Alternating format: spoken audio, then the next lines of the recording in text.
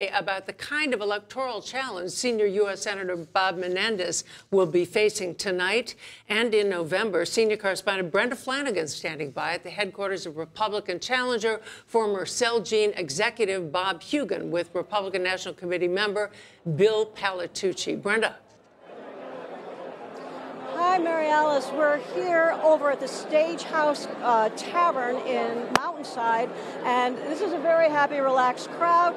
At this point, the candidate himself has already been on the floor, and here is Bill Palatucci joining me. Thank you for being here. Sure, Brenda. Republican National Committeeman, and has been helping out with the campaign. Tell me, what kind of message can we expect to hear from Bob Hugin going forward in this race against Bob Menendez in the general election, given the fact that the 800-pound gorilla that's in the room is Donald Trump? Well, I think there's a bunch of 800-pound gorillas in the room, which is why Bob's message of being an independent Republican, an independent guy born and raised in New Jersey, who's made a success of his life going to Princeton, first in his family go to college, Marine, and being a success because he's an independent guy. Makes up his own mind. Nobody's going to tell Bob Hugin how to vote or what he thinks is right or wrong. And so I know you're referring to Donald Trump as the 800-pound gorilla in the room, but Bob has been very clear to say, listen, I'm going to tell Donald Trump when I agree with him, and I'll be happy to tell him when I disagree with him. I think that's what people want in these days. It would be refreshing to have somebody who speaks his mind and who can, and Bob has the resources to be independent. At this point, Jersey hasn't sent a Republican to the Senate for over 40 years. So how is he going to appeal to the moderate blue state, especially one that's looking at a blue wave? Are we going to see this big tent that we used to see back in the day with the Republican Party?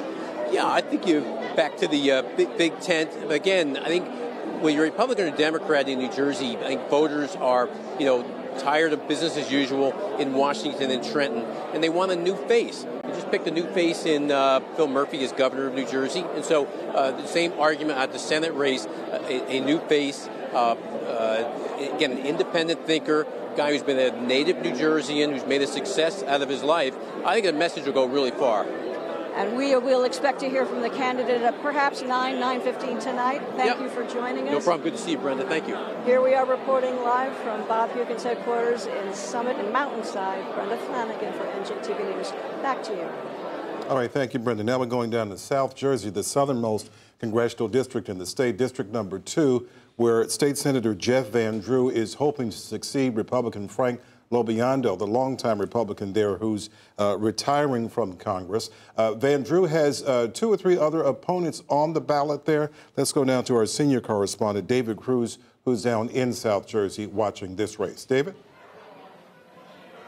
Hi, Michael. We are at the Lobster Loft, a wonderful Jersey Shore spot here in Sea Isle City, where Jeff Van Drew is doing something that most Democrats don't really get to do too much around here, and that is have a victory party.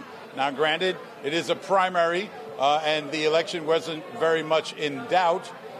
This is an interesting district because, as you said, Frank LoBiondo has been the congressman here since 1995, and he is retiring, and Trump is really the question here, or will be the question going forward.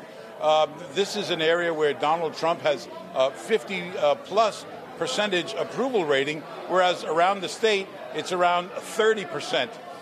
Most of the folks are starting to arrive here. This is kind of an anticlimax a little bit.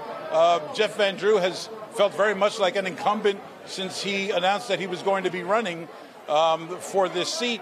He still serves in the New Jersey Senate and has a very popular dental practice here. So what happens in the fall is really what's going to be interesting. It looks like Hirsch Singh will probably be the Republican candidate, and he's not a very strong candidate per se, but it will be interesting to see how much outside help comes in here to try and help Hirsch Singh. But right now, Jeff Van Drew, who's expected to be here around 9:15, will speak with us, and we'll talk with him a little bit later during our 11 o'clock broadcast. I'm in Sea Isle City. David Cruz, NJTV News.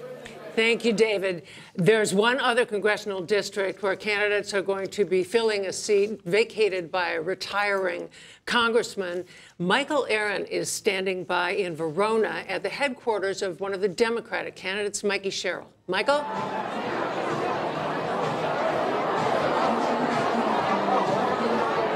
That's right, Mary Alice.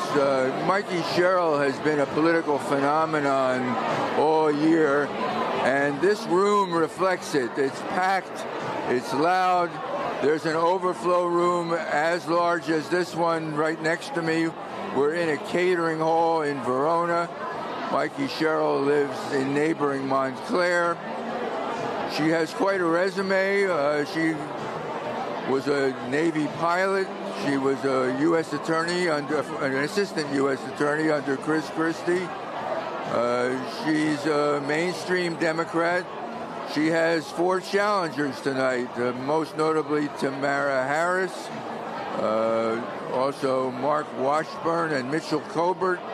They ran interesting races, but if it has not been called yet, and I can't hear in my ears to know whether the race has been called, you can just feel that this is the room of a winner.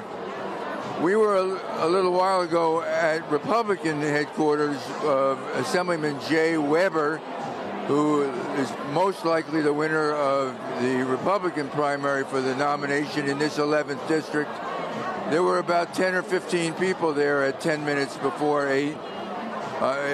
It's such a stark difference here that one can't help but feel that Mikey Sherrill is a front-runner going into the fall election. If Weber wins tonight, and he's quite conservative, and Sherrill wins tonight, and she's quite liberal, this could be a marquee race in the nation this fall. You've got a classic Democratic woman against a classic conservative, well-educated, well-spoken man. Gives us something to look forward to. I'm Michael Aaron in Verona. Back to you. All right, thank you, Michael. We're joined now by some folks here in the studio. Dale Florio, who's a Republican strategist, Democratic strategist, Chris Donnelly, you'll see here in just a second. There he is. And Fairleigh Dickinson University political science professor, Dan Cassino. Dan, I have to ask you, what are you noticing tonight? So we don't have a lot of results in yet, especially in NJ11. We've got almost nothing in. But what we do see is from the New Jersey Senate race, where our projection of turnout looks like turnout's going to be up somewhere around 50% over where it was last time Bob Menendez ran for election in 2012. We're looking at somewhere around 330,000 votes in that New Jersey Senate Democratic primary, while on the Republican side, voting looks to be about the same as it was. Now, it's still a small percentage of all voters in New Jersey, but it's still a pretty significant uptick from what we've been seeing in recent years. Chris, what do you take from that? I think what it says is that people are coming out, especially for the congressional races, because Democrats are motivated, because they're looking to change the House, they're looking to take it back. And Dan, what do you take from that? Well, what I take from that is actually the Bob Menendez story, and that's we will have to see how many of those congressional races where Bob Menendez actually runs behind the congressional candidate. And I think we're going to see that. I mean, this young lady, McCormick, was a paper candidate, didn't do anything in the Senate race, and it doesn't look like Bob Menendez is going to get over 60% of the vote. So she's doing better than you expected. Well, I'm not sure that she did anything, but she's doing quite well. Normally, when we're watching voter returns come in, we see them having voted from the top down, from the top of the ticket, the Senate on down. And are we seeing the opposite tonight so far? Well, this is where all the energy is. All the energy really is in these House districts. We've got a number of competitive House primaries, and that's just not something we see a lot in New Jersey. That's generally a lot of energy. We've also seen a lot of mobilization on that part. In NJ11, for instance, in Montclair and Verona, there's been enormous upswelling of support. People going out and registering new voters and mobilizing voters in a way we haven't seen in New Jersey in a long time. That the Senate candidates like Bob Menendez are benefiting from that. We won't know until we actually come back. I know the professor talked about a 50% increase, but I think we're probably still looking at an overall turnout for the state, probably under 15%. So the turnout is very, very low. I think to suggest that there's this bubbling up and a lot of energy, I'm not so sure is the case. Chris, are you encouraged by any of this? I think absolutely, and I think to what Dan was saying, and to actually what Michael himself reported from Mikey Sherrill's headquarters about this really boisterous, enthusiastic group versus what apparently is happening over at Jay Weber's headquarters. I mean, I think this just shows the words coming into the night for the Democrats were anticipation mixed with excitement, anticipating these great candidates who were going to come forward and eventually would have winners, and then the excitement of finally moving forward to the general election and trying to take back the House.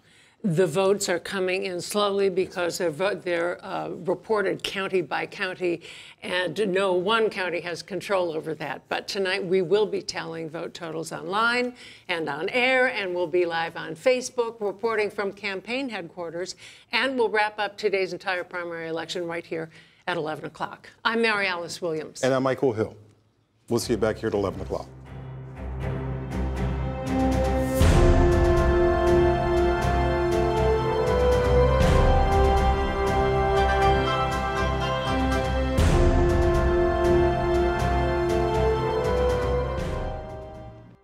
Next time on Death in Paradise. This is Jack Mooney. Jack